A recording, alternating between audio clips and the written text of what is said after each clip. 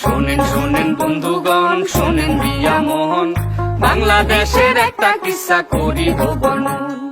এই দেশেতে স্বৈরাচার ছিল বছর 16, দেশের লোকের কপালে তাই বিভেদ শুধু হলো। আবার বৈশাখ এলো, বছর ঘুরে বৈশাখ আইলো, আইলো নতুন দিন, শহীদের রক্তে লেখা আছে বাংলার ঋণ, দেখো নতুন শুরু।